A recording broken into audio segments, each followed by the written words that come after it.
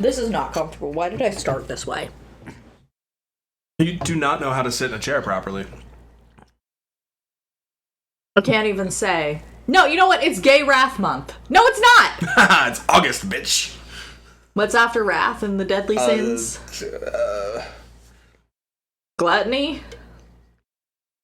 I don't know, man. See, in my church growing up, the deadly sins weren't a thing that we cared about. We cared more about gay people than, because if we cared too much about the deadly sins, then, someone might notice that a lot of money was changing hands at that church. And I'm pretty sure one of those sins is about money. My introduction to the deadly sins were way too sexy statues in a Harley Davidson magazine. So. There's a lot to unpack there. First of all, do you have a copy? Not anymore. This was 25 years ago. Can you draw them from memory? William, you know I have many talents, and art is not one of them. Can you describe them from memory? I forgot that you are one of the people who thinks in words and not pictures. Yes. One of them, the one I remember the most, is obviously lust. Why, was it horny or something? I can't imagine anything not safe for work in a Harley Davidson magazine labeled lust. Sloth was also really horny. Lust? You know... I feel like you take after Sloth in bed. Wow. Weirdly horny, not willing to do much about it. Listen, our mother listens to this. And our mother will respect that us as a married couple have our wedded relations as all good Christian married couples do. You know every statue of Starfire that's accurate to the comics? Who's Starfire? William, you're killing me. You can't not know who Starfire is. Is she one of the hot ones? Dude, I didn't read a lot of comics. I didn't either, but I watched TV. You also didn't watch TV? I wasn't allowed to watch X-Men. It was too violent. She's not an X-Man. She's a Teen Titan. I wasn't allowed to watch Teen Titans. Oh, no, I was, but it was on either before or after Dragon Ball Z, so it never, stuck around. Fair enough. Starfire's the redhead that wears purple. She marries Dick Grayson. Before he dies, I think? Well, I would assume so. Or after he dies. It's not clear. I don't remember. What do you mean it's not clear? There's a lot of timelines, okay? There's a lot of references coming in. There's a lot of pop culture that is referenced. Well, perfect place to reference it, because this is another episode of Teen Titans Cast, where we go through every episode of Teen Titans, frame by frame. I am your host, having never... Low-key, I actually think I bought myself all of them on DVD. You probably did. That sounds like something you would have done. As we both take a sip of our beverages at the same time. Oh, just kill any momentum. Speaking of killing momentum, this is another episode of Soon to Be a Major Motion Podcast. I am one of your hosts, Billy Beck. I am your other host, Codie Beck. And if you haven't listened to us before, this is the podcast where we read books that were turned into movies and watch movies that are based off books, except plot twist. Oh shit. Today, and the next 3 episodes after this one, we are not covering movies based on books. We are covering movies based on plays, which you probably figured out from the title of this episode. But before we get into that, how have you been? Been fine. Everything is great and not about to fall apart at any second. And without a hint of sarcasm. I'm about to go into a period of time where I'm going to be doing a lot of overtime at work, which is good because money and bad because work. So we picked a perfect time to make you read plays instead of novels. Correct. I really don't have anything else new or fancy. Speaking of horny, I guess the new Lovestruck expansion pack for The Sims came out. I bought it. It's aggressively horny, which is actually enjoyable. Is it as horny as that mod you downloaded that let your Sims Eiffel Tower each other? No. Very similar mechanics. You still don't get to see the sex, but... Is Eiffel Towering in it? No. Well, polyamory is. But the fun fact, the creator of that mod got doxxed because they didn't update fast enough for some people after telling people, A, they were going to be on vacation the week the pack came out, and B, telling people that it was probably going to be a significant time period before they would be able to update because of how many overlaps there are with the content in the new expansion. Are you saying that gamers are impatient and can't read? Because that's what it sounds like you're saying. I'm saying Sims gamers are impatient and can't read. Which is funny, because you, a Sims gamer, read the books on this show. Have you been just doing audiobooks this whole time? Oh, what are you talking about? What's an audiobook? You've admitted to it. What about you? Do you have any updates? Let's distract from how weirdly horny the beginning of this podcast is. Oh, I can make it even hornier. I'm not going to, though. Olympics finished up. Final medal table, USA and China tied at the top with 40 golds. Thanks to a gutsy performance from the U.S. women's basketball team and a toe over the three-point line on the final shot of the game to beat France. U.S. women's soccer won gold again, which means this is a great stat, and I love this stat. The women's soccer got a World Cup for the first time in 1991. So 91, 95, 99, 2003, etc., etc., etc. You may notice those years are the years before Olympic years, of which the first women's football tournament was 1996. So in women's soccer, those two competitions now go hand in hand, because 95 there was a World Cup, 96 there was an Olympics. Since that first pairing, 95-96, every single pair, the U.S. women's national team won one, and only one of those tournaments. No one's gone back-to-back from year to year, and the U.S. always shows up in one of them. Didn't think it was going to happen this year,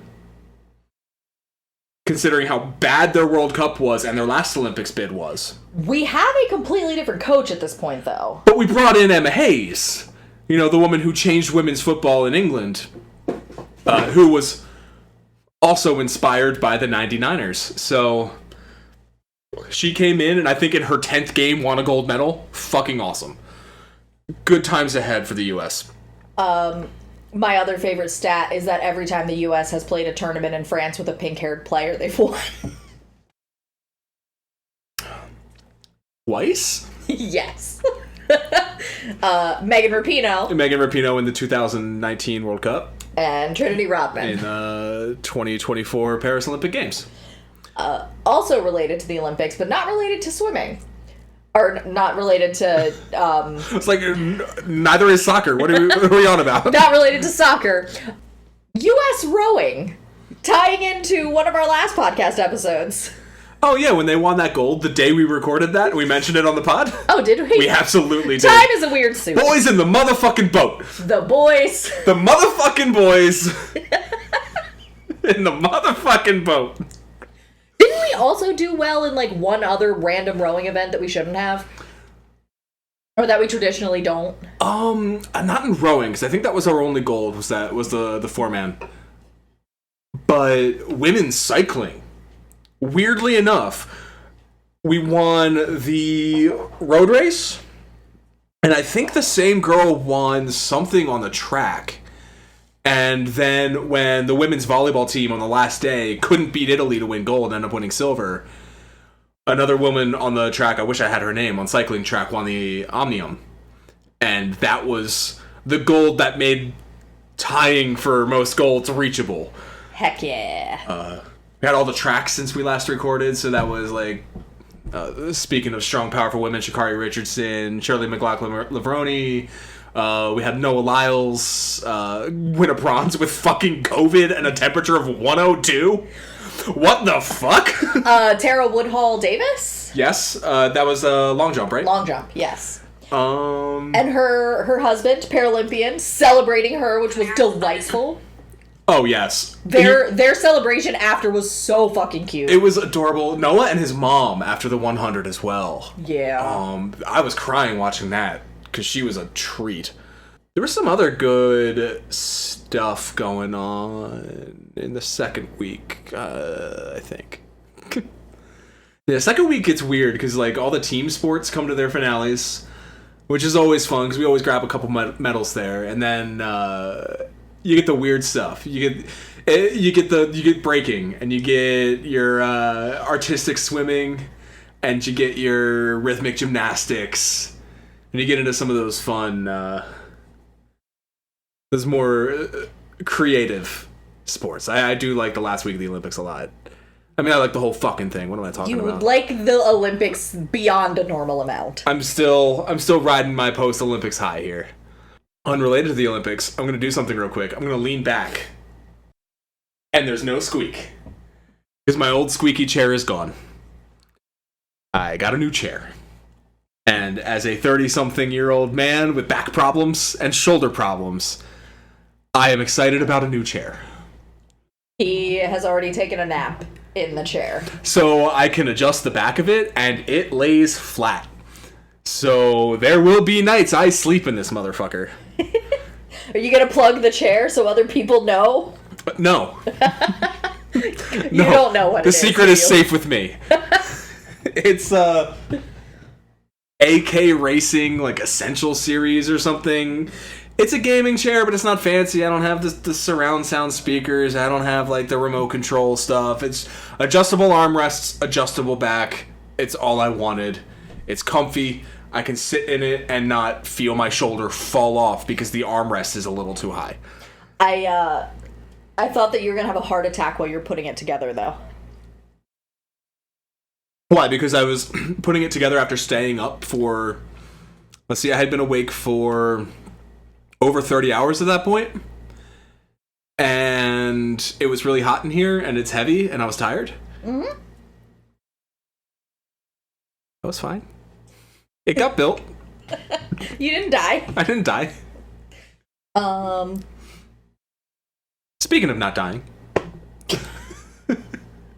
No one in what we read this week. Actually, knows let me make sure, speaking of not dying. Okay. Last time around, we asked you, our lovely, beautiful audience, to let us know what real-world sports stories you would want made into movies. I, of course, brought up Steven Netterosik. You brought up the U.S. hockey captains. And we got a lovely couple of responses from our dear friend Mark. First off, he wants the story of Ray Gun, the Australian breaker, starring Sarah Sherman of SNL fame. Sure, why not? But the real one, and I think there's something here, he wants a movie about Yella's Marble Runs, which was a YouTube channel that does Olympic-themed marble races. I gotta be very careful how I word that, because he used to call it the Marble Olympics, and he can't anymore for legal reasons. Boo! But specifically, how that channel blew up during the pandemic, when actual sports died. But there was this one dude in the Netherlands racing his marbles with his American announcer, just giving life to it. And you and I sat and spent evenings watching marble runs I have and getting an into it. emotional attachment to some of those marbles. You and Team Momo. Team Momo has a great story! What, they're the only marble team to have actual injuries in multiple events? Yes! They had to call in alternates! They retired! The worst was when they paired up with fucking Team Primary that one year. Was it Primary? I thought it was a different team. It was whoever the villain of that season was. They combined. We made up our own villains. There were no real villains. There's always a villain. But I love that. He specified that he wants this movie to star Dom Sessa from The Holdovers as Yella. Yella spelled Jelle''S. He's Dutch. I was gonna say, Netherlands.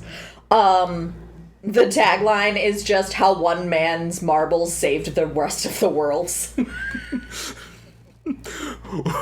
When no man could compete, the marbles could.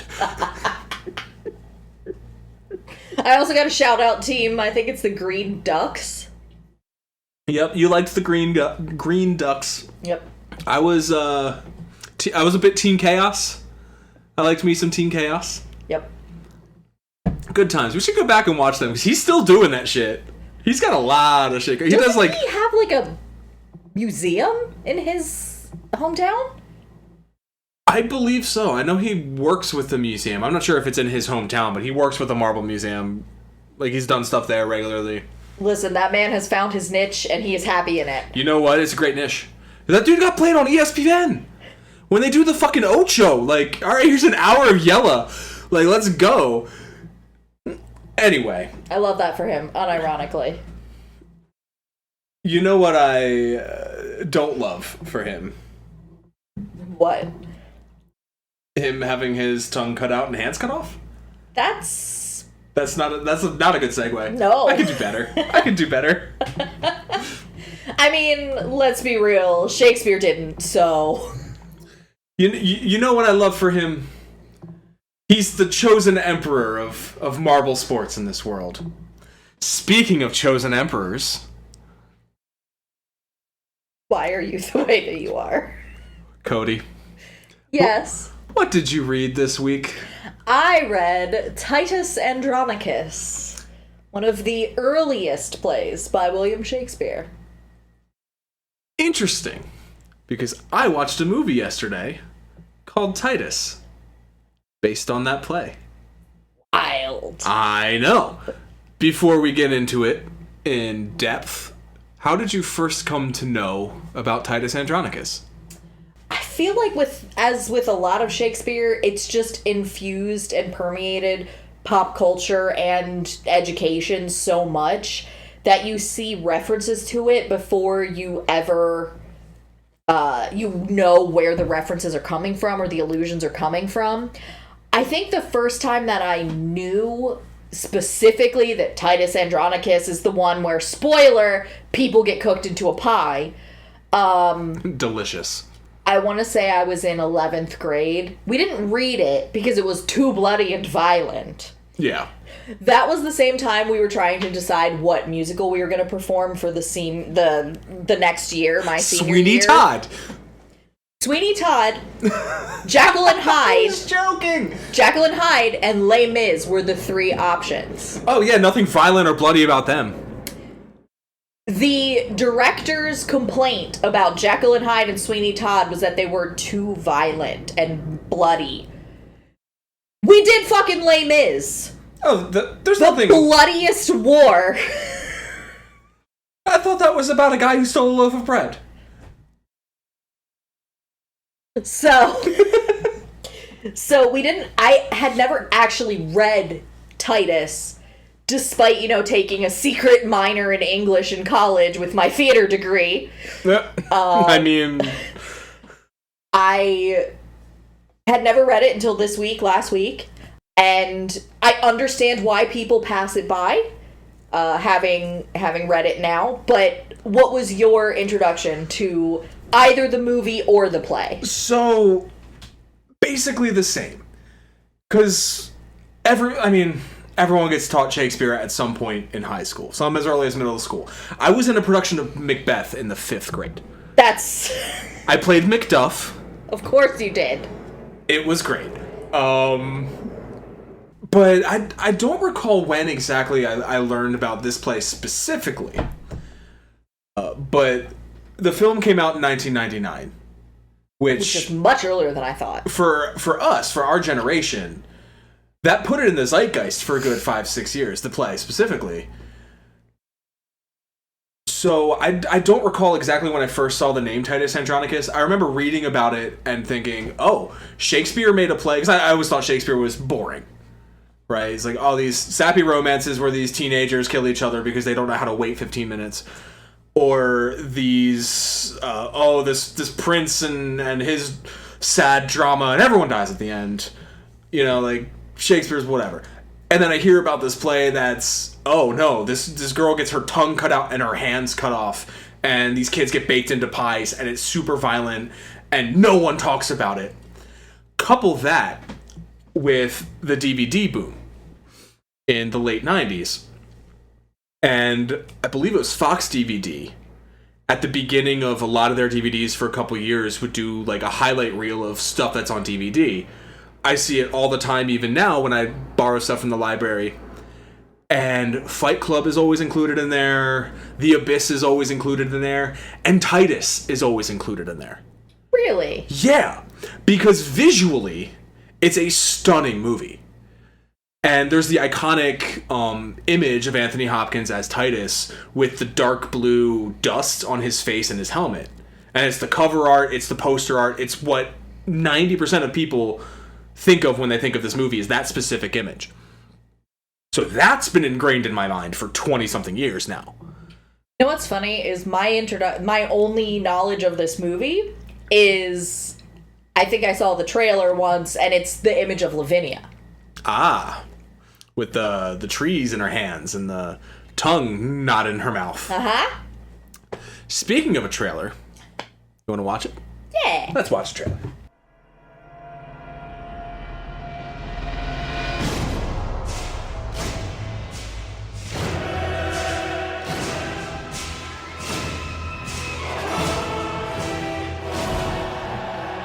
Hail, Rome, victorious!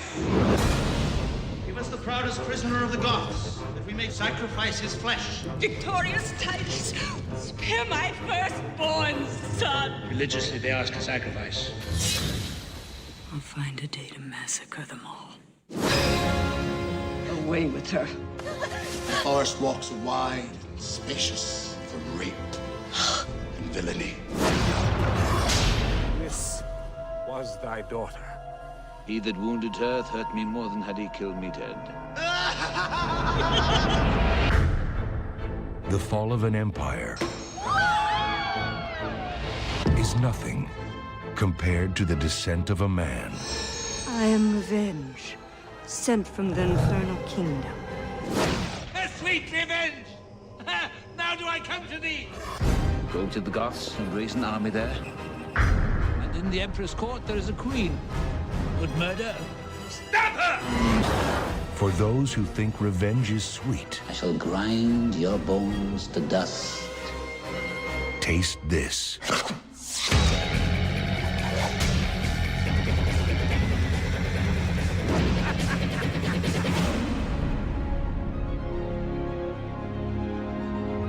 From Tony Award-winning director Julie Taymor comes a feast of power, lust, madness, and the ultimate sacrifice of love. Academy Award winner Anthony Hopkins, Academy Award winner Jessica Lange, Tony Award winner Alan Cumming, Laura Frazier, Harry Lennox, Jonathan Rhys-Meyers.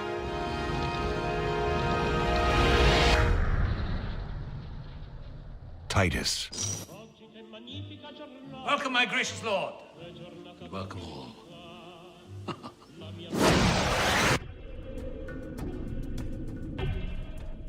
Titus Andronicus is a Roman general returning from war with the Goths, bringing back Queen Tamara and her family as prisoners of war. As is the cultural convention of his country, he executes Tamara's eldest son, despite her pleas for mercy. Soon after, Caesar dies, and the people elect Titus to be the emperor. He rejects the call and appoints Caesar's son Saturninus instead. One of Saturninus' first acts is to request the hand of Titus's daughter Lavinia in marriage, even though she's engaged to his brother, Bassianus? Yeah, Bassianus. Wow. The names! I'm going to keep all that in. Fuck it. He also expresses his desire for Tamara, who he frees from captivity. Bassianus and Lavinia run away, and Titus pursues, killing one of his sons in the process. Regardless, the whole Andronicus family is disgraced by the new emperor, who marries Tamara instead. After a party, Tamara convinces Saturninus to forgive the family, promising revenge on them in time. With the aid of her lover, the Moor Aaron, they manage to slay Bassianus and frame and execute 2 of Titus's sons for the crime. Tamara's sons also rape Lavinia and cut off her tongue and hands. This is like Act 2. Titus's son Lucius is also exiled for attempting to rescue his executed brothers. After Titus is tricked into cutting off his own hand in exchange for the sons he thinks are still alive, Lavinia manages to communicate the names of those who mutilated her, and Titus seeks revenge. He sees through Tamara's plot to draw Lucius out of exile with a feast, and kidnaps her sons and bakes them into a pie. At the feast, Titus kills Lavinia after Saturninus says that a raped woman should be killed to protect her from the shame. He then reveals he knows what Tamara's sons did and that they are the pie. Titus stabs Tamara, Saturninus stabs Titus, Lucius shoots Saturninus in the face and becomes emperor, and they all live happily ever after. Also, Aaron has a black baby with Tamara, and everyone does a racism about it. Aaron gets gets half buried to death for his crimes, and Lucius Jr. rescues the baby and walks off into the sunset at the end. I think some of that might have been out of order. And, I mean, the baby was a little out of order. I mean, I got to the end writing that, and I was like, I didn't even fucking talk about Aaron and having a baby and that whole kind of important thing. I didn't even mention that, like, Lucius is, like, after he's exiled, is building an army of Goths to take Rome. Like, there's a lot going on in here, but the core of it is, at the beginning, Act 1, Titus kills Tamara's son, so she starts enacting her revenge, and then he's like, oh, she's killed like half of my family now, and really fucked me up. I'm missing a hand, she's missing 2 hands and a tongue, this little brat's here now, I'm gonna get her, and then like everyone just fucking dies. Yeah, that sounds like a tragedy. I was about to ask, is this one of his comedies or tragedies? What do we... So, I'm gonna open my beverage, hang on. Yeah, crack open that caffeine-free, Canada Dry, 0 sugar fruit splash. Speaking of being old. Ugh. So, I mentioned earlier that this is one of Shakespeare's earliest plays. The actual time that it was written, no one is 100% sure. It was written at some point between 1588 and 1593. Okay. Which makes it either the earliest play or one of the earliest. It's viewed as kind of... It has a mixed view in the theatrical and Shakespearean community. One of the things... They actually tried to disprove his authorship of it, the Shakespearean community, for a long time because it's considered so crude and violent. It's so different from everything else he's done. And ultimately... based on like publication dates, this is the first of his plays that was ever published. It was released in folio version. So ultimately based on that, people are like, no, he fucking wrote this shit. Also, look at the way that he handles things. You can see him touching on themes he's going to expand on later. Like, it's crude, but his verse is still there. Yeah, it definitely feels like an immature genius's great work. Like, you can see the genius that will eventually be there, and he's kind of touching on it, but he's just getting used to the form. Because he had written, to him, even though there's stuff that we would have considered a tragedy was kind of a wider definition. So to him, this specific type of play would have been a new form for him, and he was specifically imitating Thomas Kidd and Marlowe and that kind of tragedy. Like, it has a lot of similarities to the Spanish tragedy by Kidd. So it's clearly like, oh, this is a popular form. I'm going to go ahead and throw my hat in the ring just to show people that I can. This was a well-loved play at the time by people who saw it. And then kind of as it fell out of performance and into just people reading it, people were like, this is terrible. Why did anyone like this? This is crude. It's badly written. It doesn't make sense. But at the same time, as people started to perform it again, that's where audiences who performed it, or audiences who saw it performed, were like, oh my god, I'm deeply moved by this performance. But if you were reading it, it was like, what the fuck am I reading? And that's the thing with plays, is they're not meant to just be read, you know? Like, as you're saying that, like, it was well loved at the time, I'm like, of course it was. Did you fucking watch this shit? And people didn't. Well, you didn't. Exactly. That's the conceit of what we're doing here. But I guess I can understand if you're just looking at the text not liking it. Because, yeah, there's some bits of dialogue that are clunky. But seeing it perform... Now, granted, the version I saw was unique. Having only seen Across the Universe by Julie Taymor, I can only imagine. So I feel like normally I wait till towards the end to get into the cast and crew. But since we're doing something that is so based in performance, even a play requires a performer, right? I feel like we should go into this pretty early on tonight. As you just mentioned, this was directed and the screenplay was written by Julie Taymor. Obviously, the lines were William Shakespeare. But Julie Taymor, her other films were like Frida, Across the Universe. We actually have an Across the Universe poster in our living room signed by Julie Taymor that we happened to acquire. Don't ask us how. It's a weird story. But she, even before this was her directorial debut in film.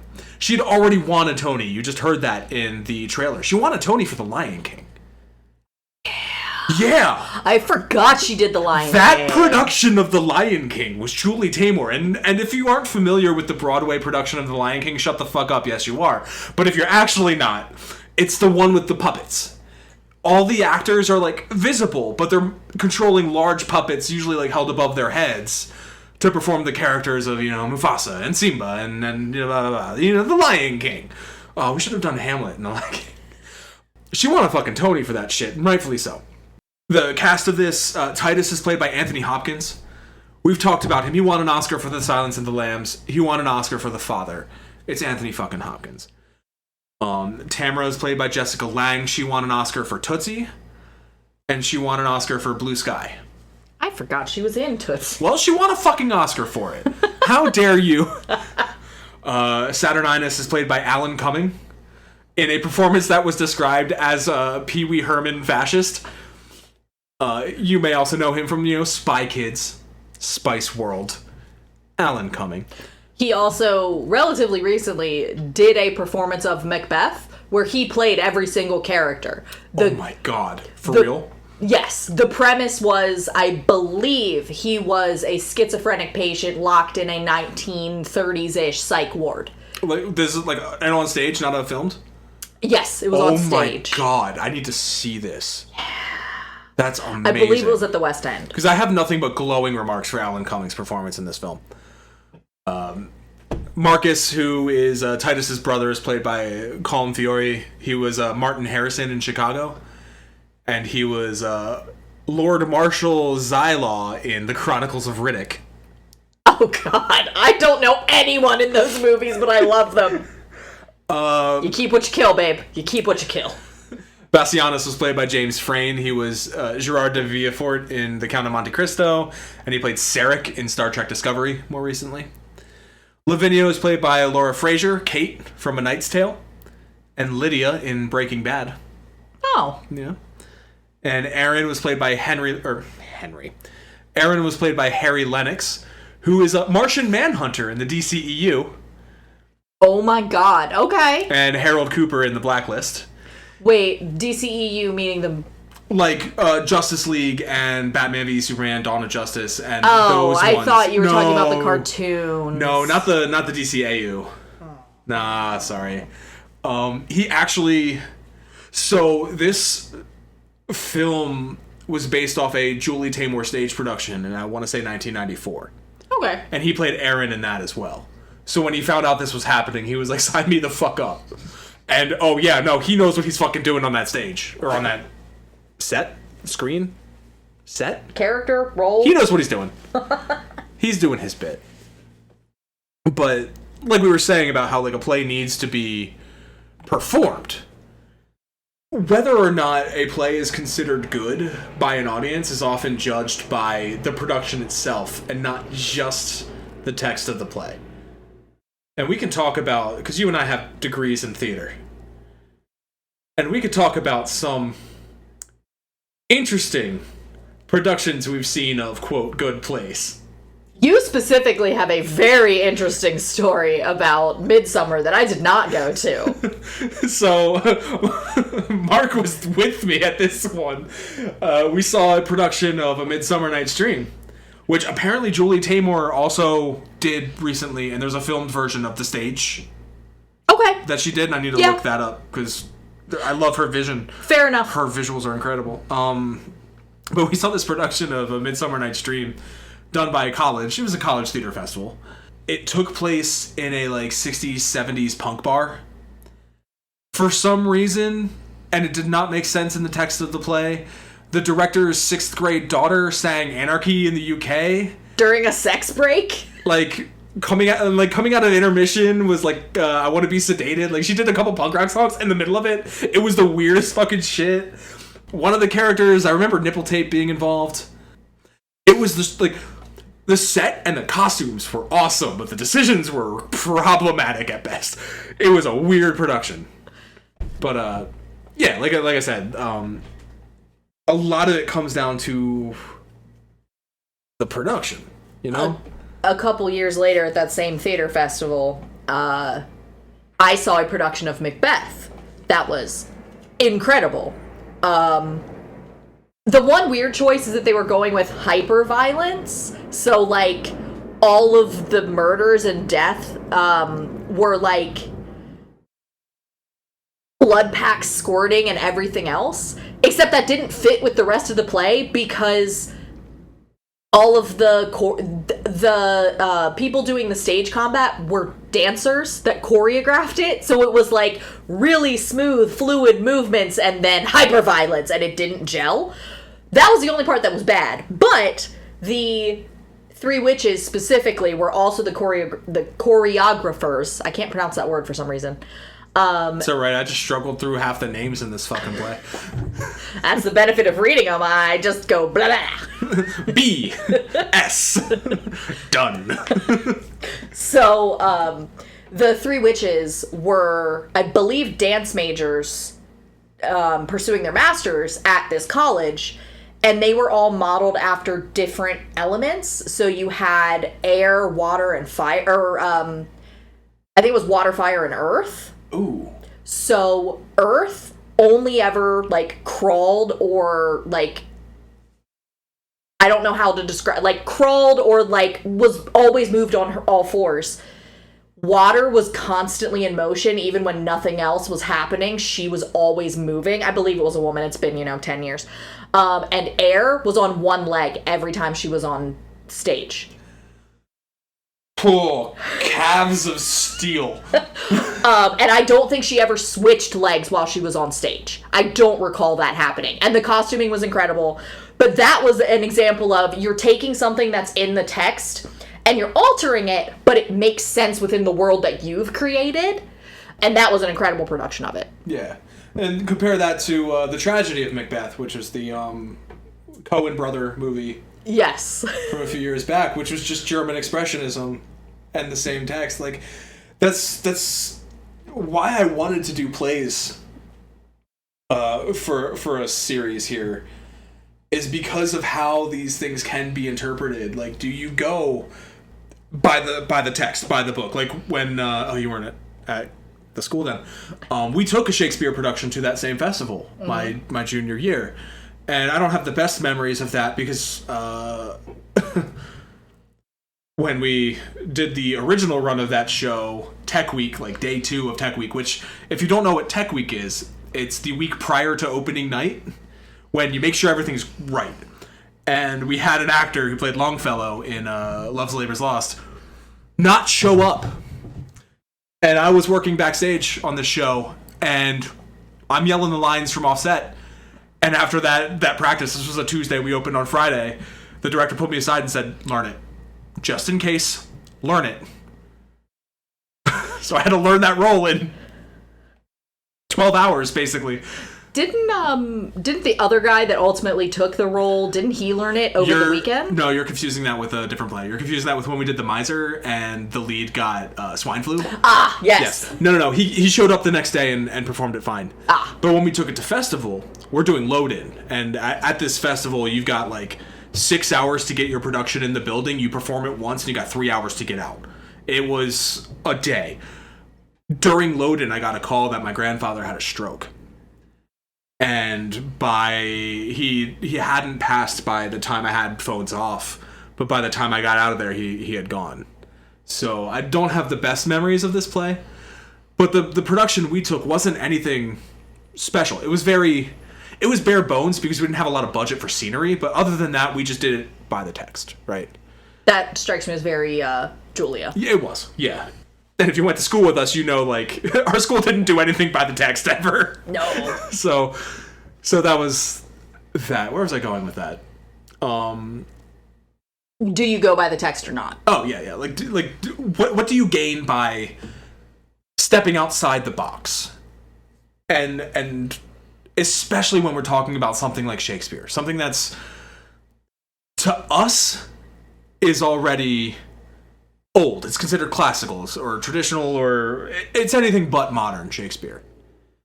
And then when you go to this specific Shakespeare, this takes place in Rome, which for Shakespeare was classical, traditional, anything but modern. How do you take that and give it to a modern audience, say in the year 1999, for example, and still make it make sense?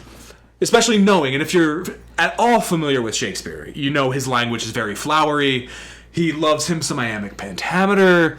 He loves little rhymes in places where it doesn't necessarily need to be rhymey, but fuck it. Clowns being present for no reason. He'll make up words. He'll add songs and shit.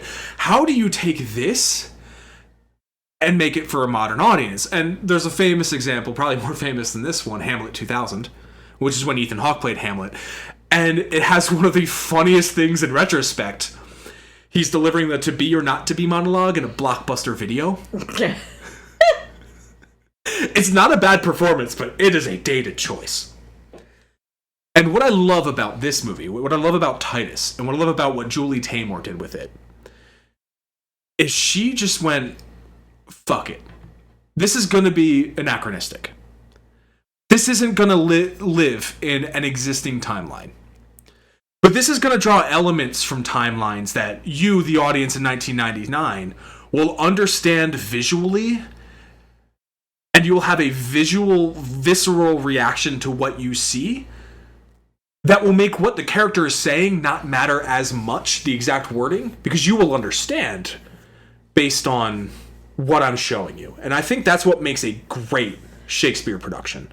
I agree, because the point of Shakespeare is always the symbol and not necessarily the exact words. Because, like I was telling you earlier, Titus itself is one of the early tragedies that's not based in an actual time period. Like, at this point, Coriolanus, even though that's not a real event, it was presumed to be at that time a real event.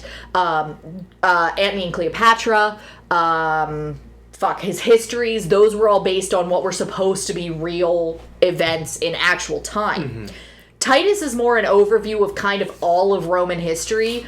It's not set in a specific time frame where it's like, oh, this guy is the Caesar, for obvious reasons, and the army of the Goths coming in at the end. That is more something that happened at the end of the Roman Empire. He's using Rome as kind of this metaphor which is something that you see a lot, but he's using Rome as a metaphor, and he's telling the story of what happens when you're too fanatically dedicated to your country and not necessarily to your own rights or your own family as a human being, and what that can kind of lead to. And I think that's a brilliant way to do it with Julie. Excuse me. Because what he's doing there is adjusting history to match his modern time. She's doing the exact same thing. Yes. So some examples of that I grabbed. When Bassianus and Saturninus, right after the Caesar dies, they come in basically with their throngs of followers vying for the emperorship, which is handed to Titus, which is then handed to Saturninus. When they arrive, Saturninus, the villain, Alan Cumming, he arrives in a 1930s Volkswagen with a Pope-mobile glass shell around him. He's wearing all black with red flare, and his followers are waving flags that are black, yellow, and red. That is a very specific image. She is evoking something very specific. It's like, as an audience, you see him and go, that's a fucking fascist. Meanwhile, Bassianus comes in, and he's in a 50s convertible, and his followers are waving blue and white flags. And the gut instinct when you see him is, that's a Kennedy. Ooh, oh no, that's a Kennedy. The Kennedys will never die. And immediately, you know exactly what these characters are and what their viewpoints are, what their intentions are, based on that storytelling. Even though, like, in a self-contained universe, why is he in a 30s car? Why is he Hitler? Why is he Kennedy? They didn't exist at the same time. This doesn't make logical sense. Doesn't fucking matter. This takes place in Rome. Why are they in cars? It doesn't fucking matter, because now you know what these characters are, what they're doing. So now when Saturninus has his like tongue-in-cheek speech about how he's going to be for the people and for Rome and all this, you understand, he's for the people, but his people. Later on, the party I mentioned earlier.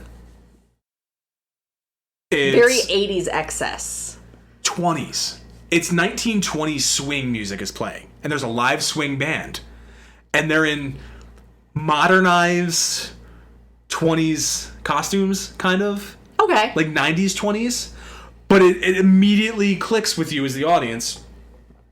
Oh, he's elite.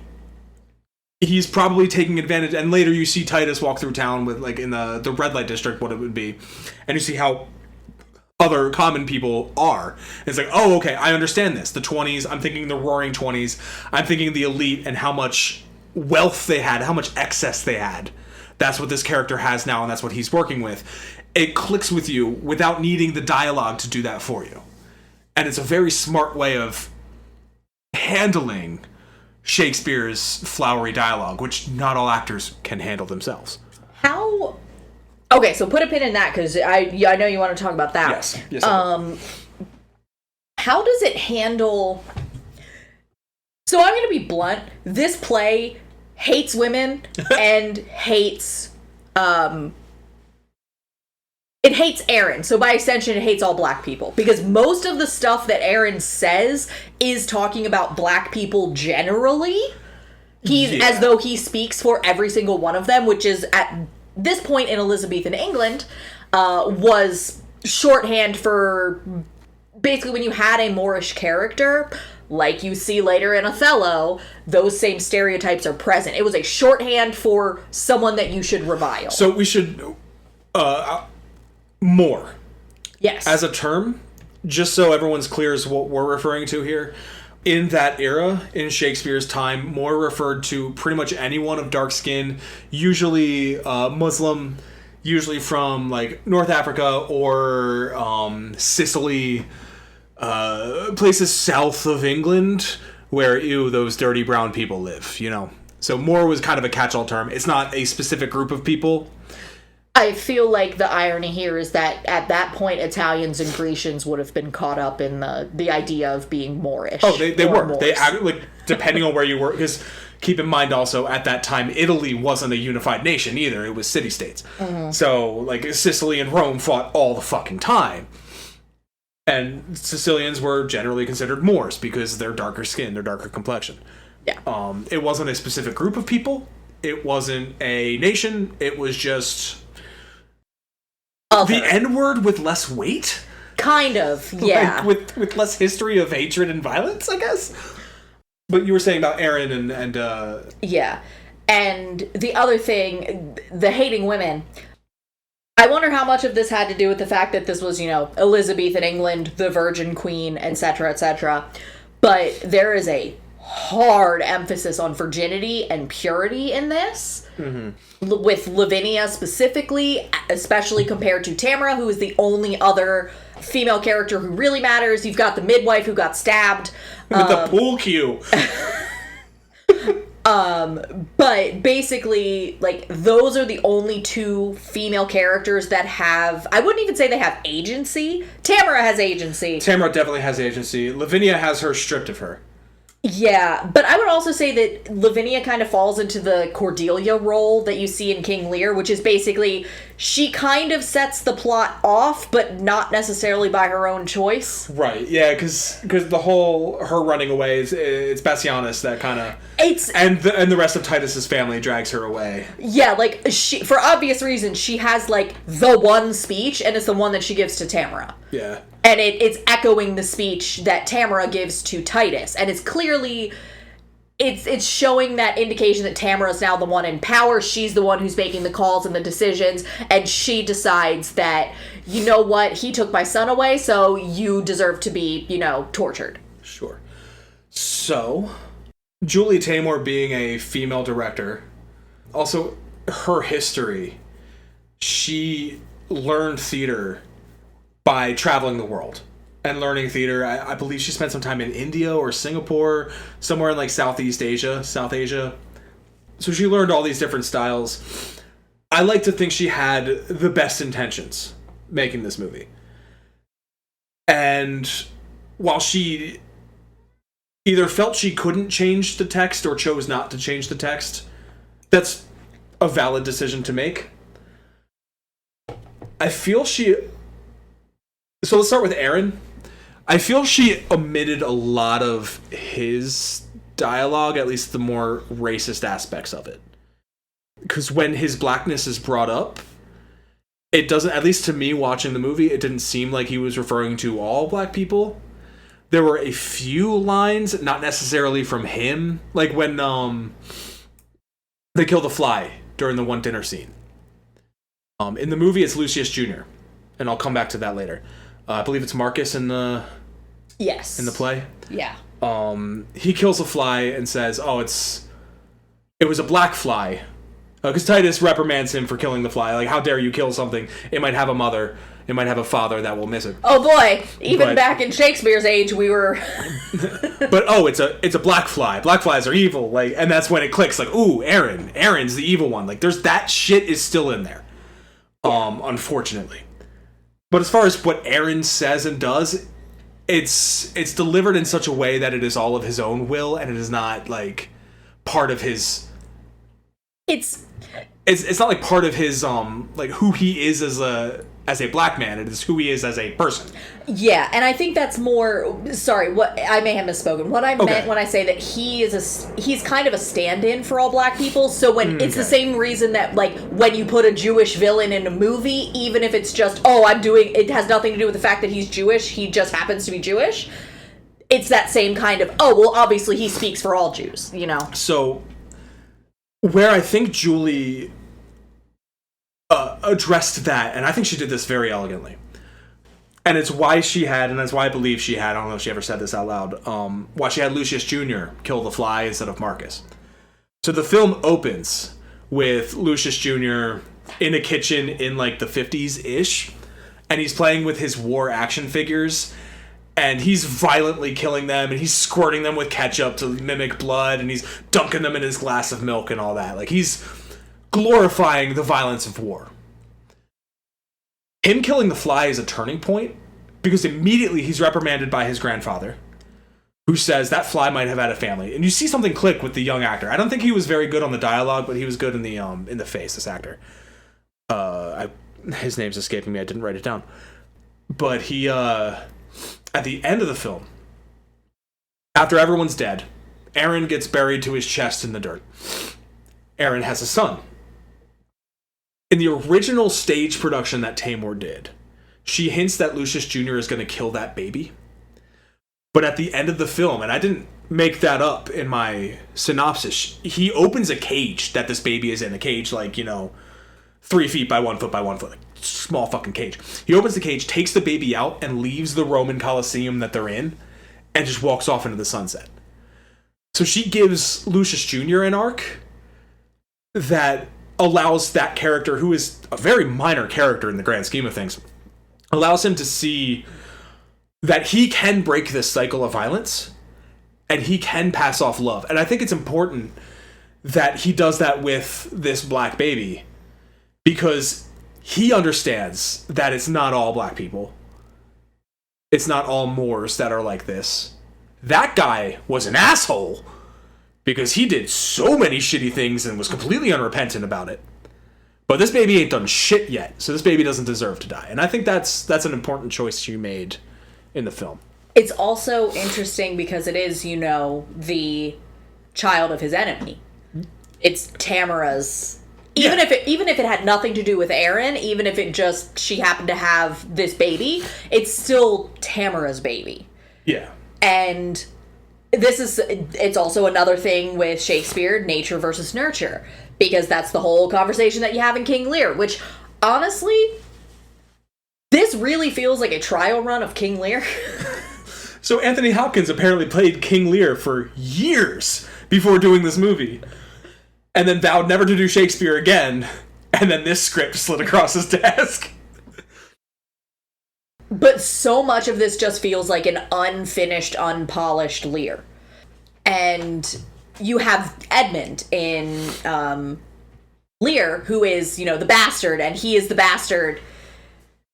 And it's that whole debate about him is he the way he is because he's a bastard, or is he the way he is because he's a bastard and people treated him like a bastard his whole life? When you say bastard, do you mean born out of wedlock? Correct. Okay. Yes. No, he's a bastard, but he's also a bastard. Gotcha. So it kind of leaves that open to interpretation as well, as like, with that choice by Taymor and Lucius, having him take the baby, it's like, because, in the modern era, we definitely believe that nurture overcomes nature. We don't really think that nature's a thing anymore. Yeah. Which is good, because it's fucking not. It's an excuse for racism and bigotry. Yes. The other one you brought up was the women. Yes. This is something that you actually noticed the 30 seconds of this movie you saw before you left last night. There's a scene. It's right before Titus and his buddies start shooting arrows, letters to the gods, into the not temple. What's the word? The palace. Yeah. And Saturninus and Tamara are having a little snuggle, and she's the big spoon. Like, it is clear from jump, and I think part of that's casting Alan Cumming as well, is that he has a very specific look. She is wearing the pants, even though she's not wearing pants in that scene. But she is wearing pants in that other scene. Jessica Lange. But with Lavinia as well, traditionally when this play is performed, I believe Lavinia is often completely ruined throughout the play after the rape. I probably should have put a content warning. Oops. But after she's, her hands are cut off, her tongue's removed. Which I can tell you exactly where that came from, by the way. Where what came from? The specific thing that they do to her and why they do it. Okay. But anyway, in the film, Julie makes... I'm calling her Julie like I know her. Julie makes a very clear decision to show Titus still loving her and still holding her and respecting her, and after the original trauma is kind of past, trauma being what it is. But after the original event has passed and they've started to move on, she's cleaned up. And she has her porcelain hands that she gets from... Does it even happen in the play? So in the film, Lucius Jr. goes to... I guess it's like a puppet shop or a mannequin store or something. And this guy's carving hands. And he buys her a set of hands. A set of like porcelain or wooden hands that she wears throughout the rest of the film until she gets, Like you were saying that this play seems to hate women. It seems like Julie took these opportunities visually to show that that's not the case in this family. And to try and reverse what she can't change, you know what I mean? Like, she's not going to change the dialogue, but she can show what the dialogue doesn't say and kind of give a different light to that aspect of it. So... It's interesting that it's specifically Lucius Jr. who buys her the hands in the movie because in the play, he runs away from her and he is like scared of her, terrified of her. And he's like, she just keeps following me around and she's scaring me and I don't know why. And it's because that's when he's holding the books. Mm-hmm. And it's because she's trying to get the book from him to show what happened to her. And specifically... the book that he has is Ovid's Metamorphoses. Because that tells the story of Procne and Philomela, or Philomel.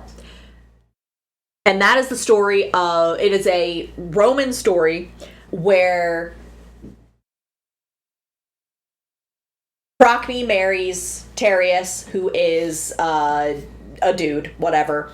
She gets sad and wants her sister to come visit her. So he goes and picks up her sister... gets the hots for her sister. Her sister, Philomela, rejects him. So he rapes her, cuts her tongue out so she can't tell anyone, and hides her in basically a cottage in the forest, and then goes back to Procne and tells her she died. But Philomela weaves the tapestry of what happened and has that sent to her sister. Her sister deciphers it, realizes what it means. They then... kill the son that she has with Tereus, bake him into a pie, and feed him to Tereus, and then kill him. So Shakespeare references the thing he's ripping off in the play. But that's specifically why they cut off her hands, and they actually mock her for that, saying, oh, Philomela could weave her story. You won't be able to tell anyone who did this to you. So that's the scene in the movie, and this is actually a really clever directing choice that Taymor made. In that scene where Lucius Jr. is running away with the books and he says, oh, she's chasing me and she won't stop. And she uses her teeth to get to that page. And Marcus is there with his staff. And he realizes, oh, if I hold the end of the staff in my teeth and the other ends with my elbows or with my fists, I can write in the soft sand that we're standing in. Lavinia, if you write like this, you can write the names of... the guys who did this to you and let us know. And she's like, I fucking can. So she grabs the staff with her stumps and goes to put the end of the staff in her teeth, but she looks at it and it looks like the end of an erect penis. And she stops and then tucks it in the crook of her neck and does it anyway. And it's such like a little thing, a little moment. But it's such a great piece of character development that shows that she's still, like, she's cleaned up at this point, but she's still traumatized by what happened to her. And it's still affecting her dearly. And it's a little level of humanity, a little dimension that Taymor gave that character that Shakespeare didn't. So, to your point from earlier, speaking of acting and dimension, I believe you had something you wanted to say about acting, specifically in Shakespeare, specifically in this movie, but also more generally with Shakespeare. Yeah, I've seen a fair share of Shakespeare in my day. Not as much as a lot of people, I'm sure. But, went to theater school. Have a theater degree. Was involved in a production of Love, Labour's Lost, which isn't one of his popular ones. Saw that Midsummers, saw a handful of plays in high school, performed in them in high... blah, blah, blah. My history doesn't quite matter as much. There are some traps that I regularly see actors, and I'm talking good actors, fall into when performing Shakespeare.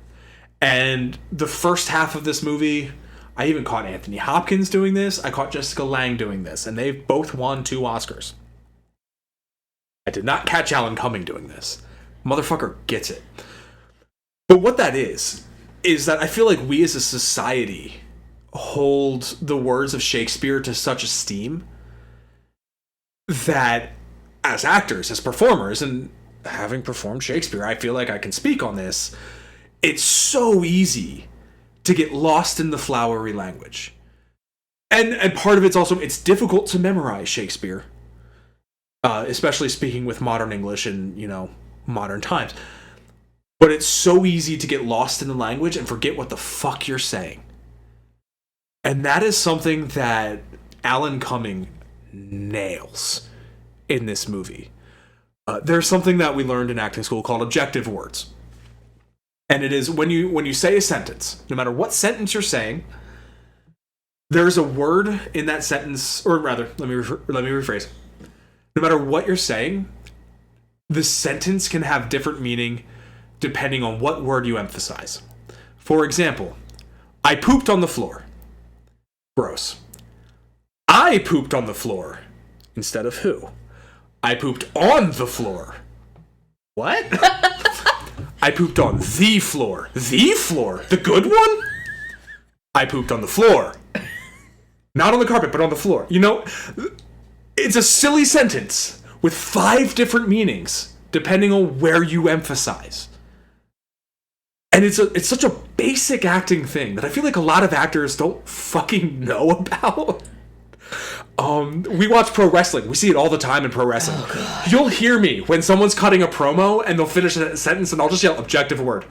Because they picked the weirdest word to emphasize that just negated any meaning they were giving that promo. The thing is, I feel like it's better when they at least go and pick an objective instead of every word being equally emphasized. Oh yeah, that's awful. Like, very, very rarely do you want 2 objective words in a sentence.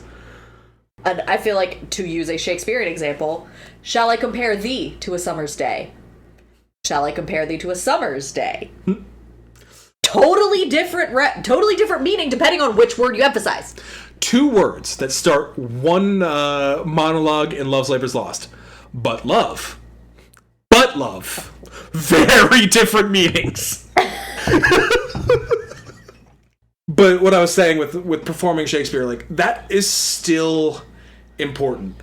And even with iambic pentameter, which when we're taught in high school is da-da-da-da-da-da-da-da-da, da-da-da-da-da-da-da-da-da. Like, that's the rhythm of the sentence. You still gotta emphasize one of those does. Like, yes, the second of each pair has a little bit more on it, but that's more rhythm and less emphasis. And I feel like a lot of actors get that confused, and all of a sudden every other word or every other syllable is objective, and the rhythm is off, and it's fucking weird. But Alan Cumming, that motherfucker, can perform some Shakespeare, let me tell you. Every time he's speaking, I'm like, this guy fucking gets it. He believes every word he's saying. He knows exactly what his objectives are. As a performer, he knows exactly what he's trying to advance in this scene. And once Jessica Lange is in a scene with him, she's starting to fucking get it too. And when Anthony Hopkins, once he starts getting crazy at the end, his performance towards the end of this movie is amazing. Yes, he does the Hannibal Lecter, like, thing when he's talking about the meat pie. Yeah, sure, throw that in there. We'll all get a little chuckle out of that reference. But there's a bit, like, there's that scene where Tamara and her sons show up as the spirits of revenge, rape, and murder, right? Yeah. And the monologue that he's giving to them, and they're like, what shall we do? And he goes up to one of the sons, and if you see anyone who looks like you, he is a murderer, and stab him. And if you see anyone who looks like you, he's a rapist, and stab him, That bit, when he does the rape one, like, he grabs the guy and, like, starts, like, humping his leg. Oh, no. And the other actor did not know that was gonna happen. Oh, no. It's amazing. It's such good, like, physical acting. And I think that's something else that you need in Shakespeare is, especially for a modern audience, there's a lot of wordplay. And there's a lot of dick jokes that are real easy to get lost. But if you do a pelvic thrust while you're making a dick joke, the audience knows you're making a dick joke, whether or not they get it. It's like the really famous thing about how Much Ado About Nothing is a fucking pussy joke. Much Ado About No Thing. The thing being the penis. A whole lot about a pussy? Yeah. Yes. I actually learned that in high school when we did Much Ado. Yes. One of his most famous fucking plays is a goddamn pussy joke. I saw... So, to emphasize my point about that physicality in the acting performing Shakespeare, I saw a Shakespeare production in sophomore, junior year of high school at a local theater. Couldn't tell you what it fucking was. I think it might have been Twelfth Night. Can't remember what play it was. But I do remember one performer holding a piece of bread like a dick. And he made a dick joke, and we all laughed.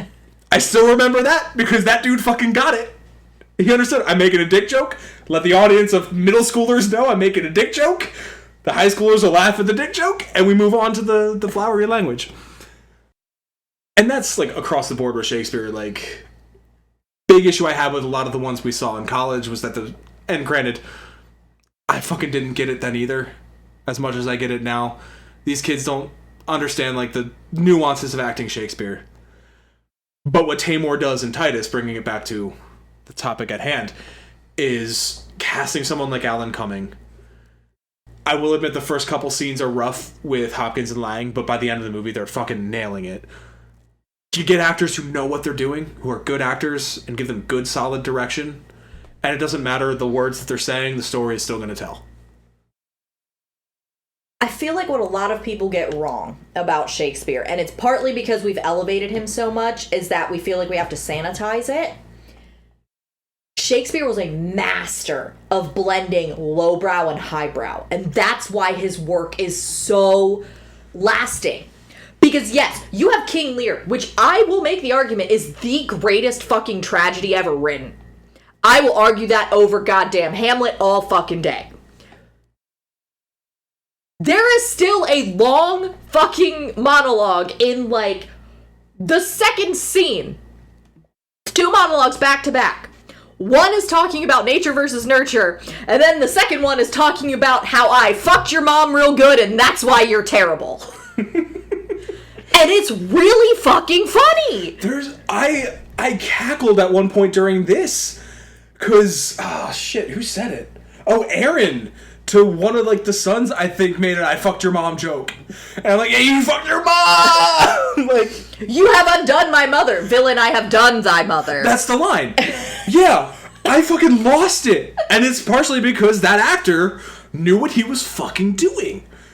And he nailed that shit. It helps also that I watched this with subtitles. Yeah. I have to watch Shakespeare with subtitles. Yeah, you... And that's... You did not enjoy Macbeth. We went to see it. I liked the tragedy of Macbeth a lot better the second time I saw it, which was at home with subtitles on. I also... And it's because there's so much... And it's hard because the way that Shakespeare writes his plays, the first act is a lot of exposition usually. It's a lot of names, it's a lot of places, it's a lot of titles. And exposition. And without seeing them written down, I can't tell if something is a title or an Old English word I don't know the meaning of. And I get lost in my head trying to decipher, because I feel like I'm translating everything while I'm watching. Yeah. I didn't feel that watching Titus.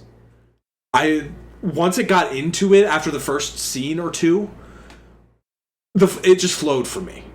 And... mad respect to Taymor for directing it in such a fashion that it could. So the version of the play that I read, I don't know if this is the intention, I don't know if this is just how it was put in, but it's 972 pages long. Because each footnote loaded onto its own page. I was gonna say, like, we have the complete William Shakespeare on the shelf, Cody. Yes. So the digital version that I have, the first, like, 69 pages are all introduction. It's all, like, introductory materials, explanations, the world of Shakespeare, this play specifically, etc. And then you have the text of the play itself, which is, like, I don't know, 125 pages maybe, and then everything after that is just each individual footnote. I think that's another hole that we get into a lot with Shakespeare, is that so much of Shakespeare now is, like, educational.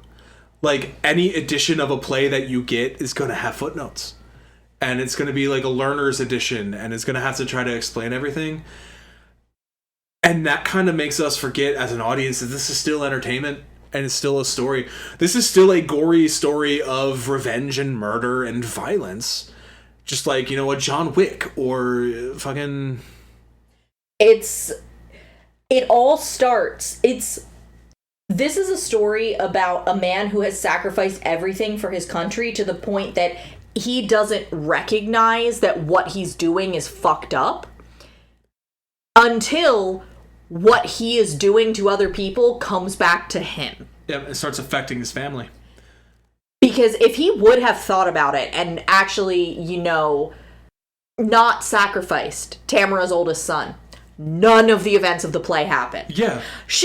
Maybe she still revenges herself on him for, you know, like, the loss of her country. But she doesn't actively pursue the destruction of his entire line, which is her stated goal. Yeah, the entire Andronicus line is on the chopping block, so to speak. Yeah. Yeah, I guess what I was saying with that is, like, taking away the footnotes, taking away the educational element, there's still, like... It's a modern story being told. I could see somebody adapting this now, either on stage or on screen, and having Titus be, like, a Trump-ish official. Not him himself, but, like, a Steve Bannon type, who produced this movie, by the way. What? Steve Bannon was one of, like, the 14 producers. What? Yeah, I saw his name pop up and I was like, what the fuck are you doing here? Apparently, like, that came up in 2016 and Julie was like, he had fucking nothing to do with it. It was just money. He just gave us some money. But, like, I could see a version of this where, like, a Trumpish goon gets betrayed because one of his kids is queer or something like that, and leopards wouldn't eat my face. Like Lavinia's lesbian or whatever, and like, oh no, this is coming back to bite me. Like, I can see that happening because of how timeless the themes of this are. The themes of revenge, and how revenge is like a cycle that eats itself until there's nothing left. I would also say that was something that was even leveled against Shakespeare in his day, was that he was not educated enough to do what he did. Like, that was something that Marlowe and Kidd said about him.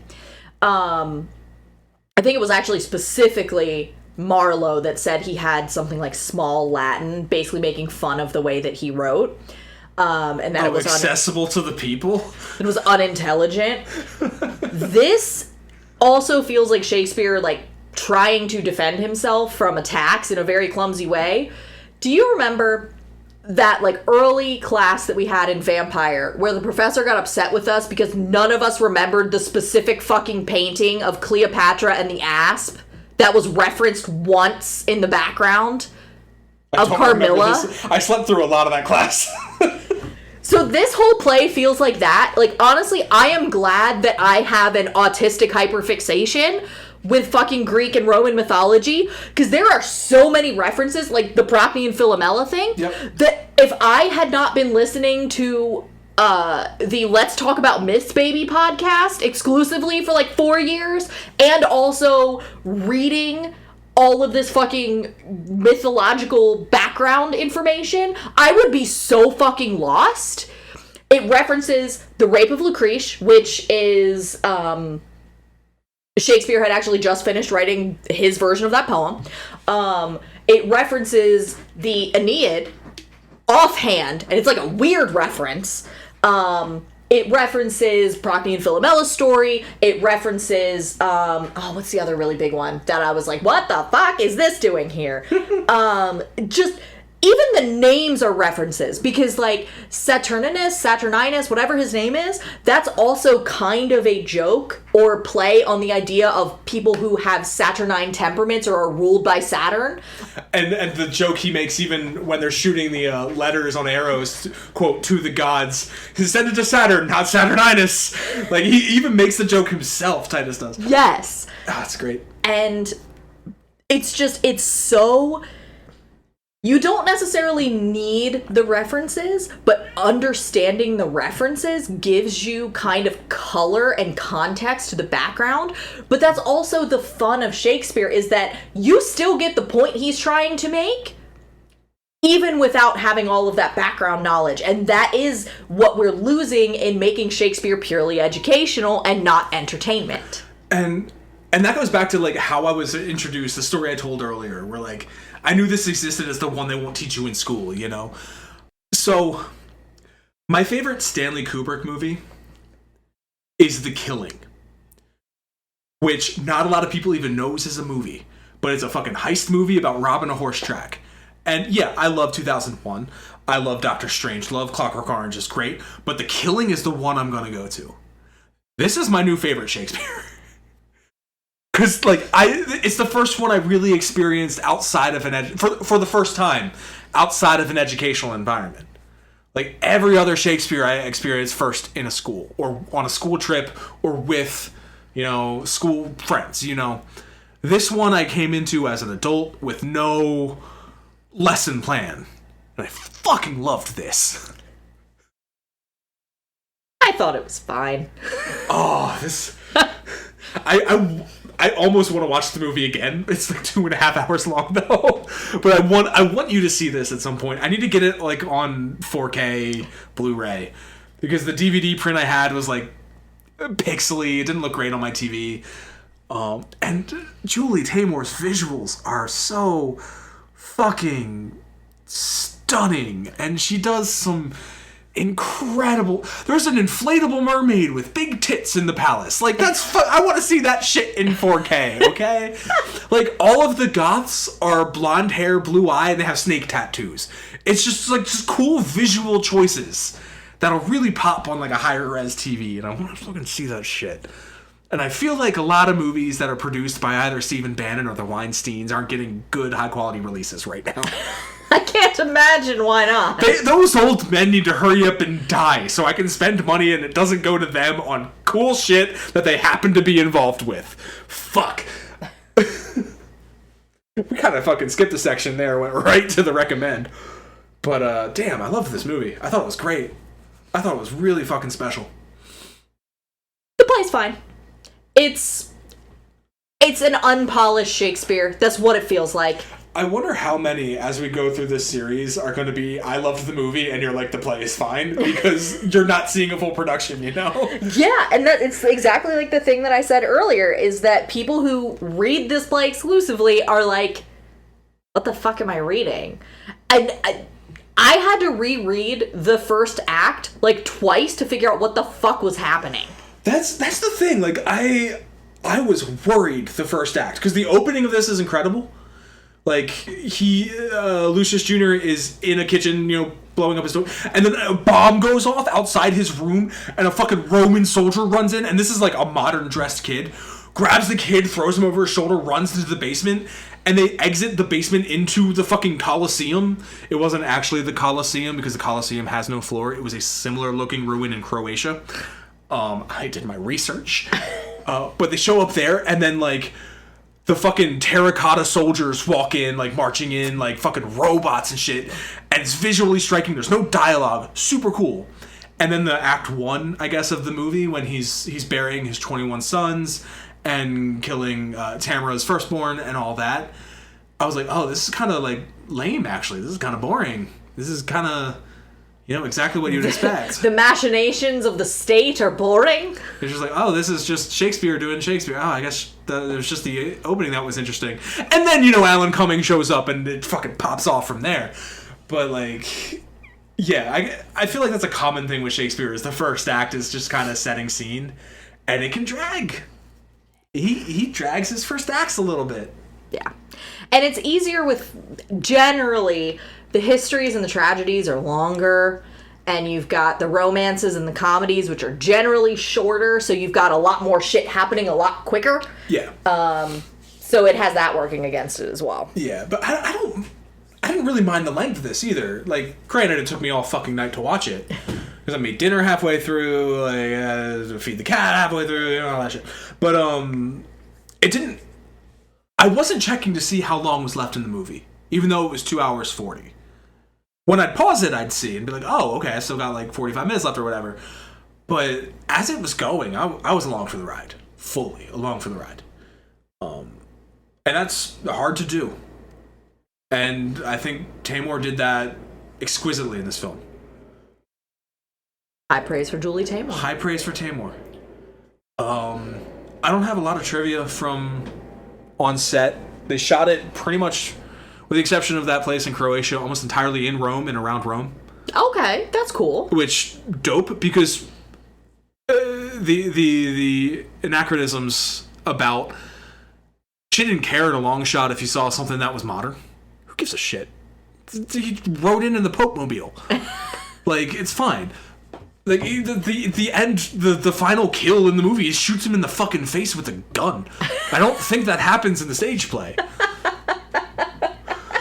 A dude gets stabbed with one of her fucking sons is playing radical bikers in the an arcade cabinet. Like, this, it's fine. It's fine. But they shot it all around Rome.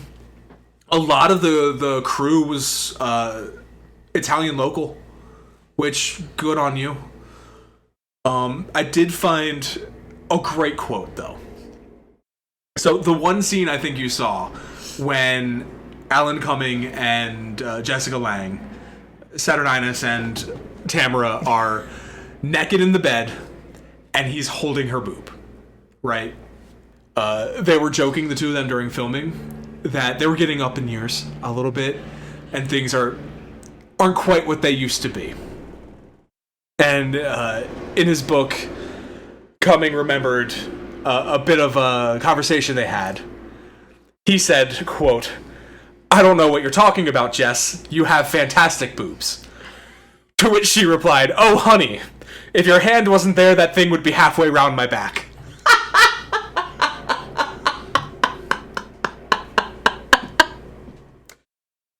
About 2 minutes after that, you see them, they are fantastic boobs. Of course they are. Mark. So Mark texted me today.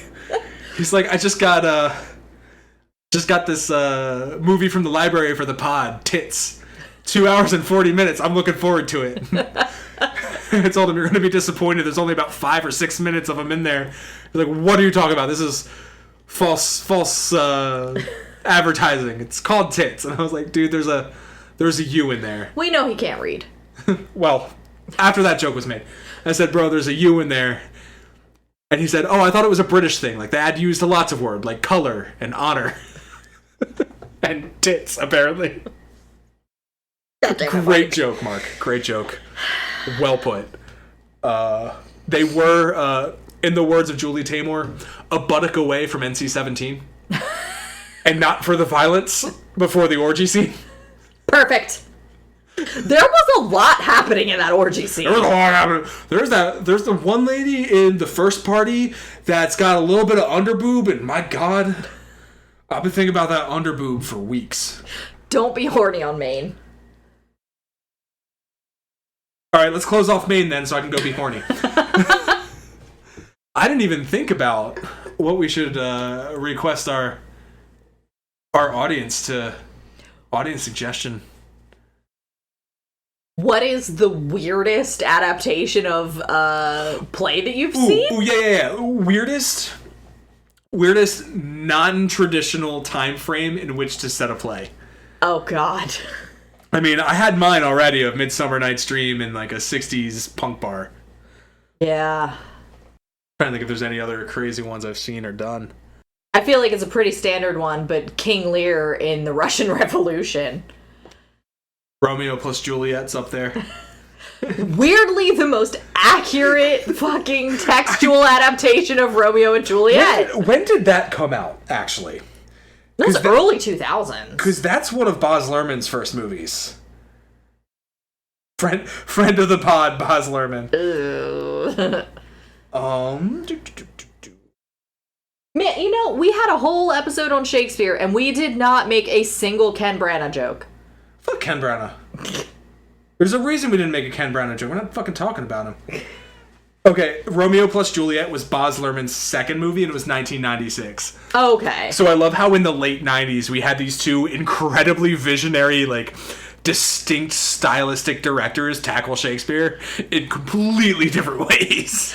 I feel like Julie is also pretty maximalist. Like, I would definitely say Baz Luhrmann is maximalist. Oh, absolutely. I feel like Julie is also maximalist, but in a different way. Who directed Hamlet 2000 now? Wasn't it Ethan Hawke? He was Hamlet. Yeah, but didn't he also direct it? No, Kyle MacLachlan was in Hamlet 2000. Of course he was. So was John Leguizamo. Sid the Sloth himself. Sam Shepard. Sam Shepard was in it?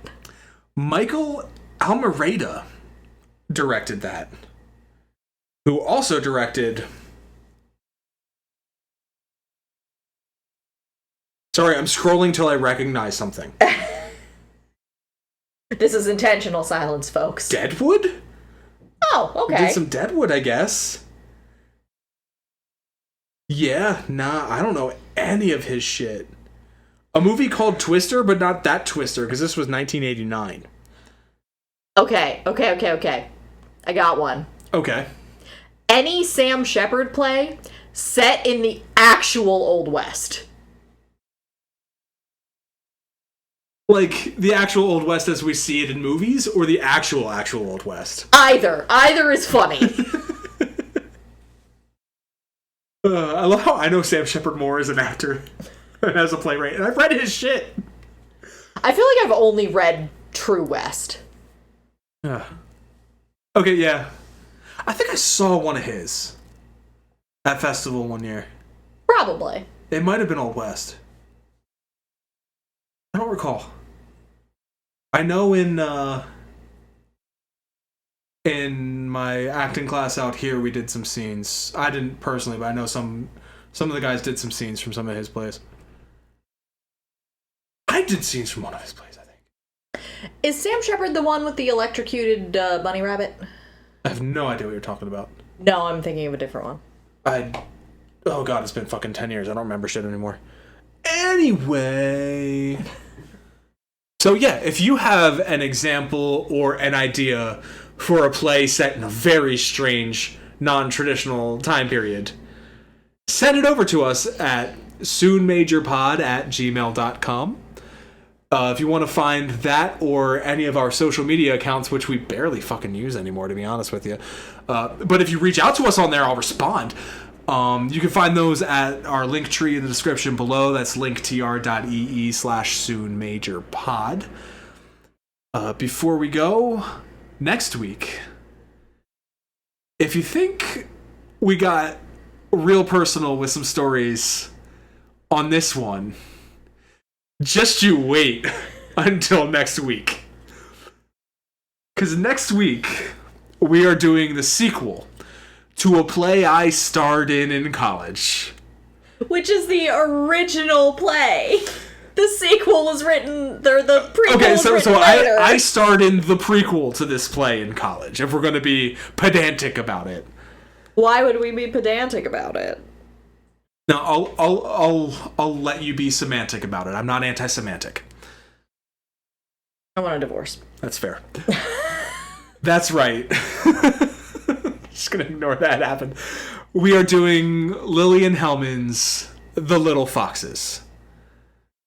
A movie which I saw once ages ago and don't remember because I think I fell asleep.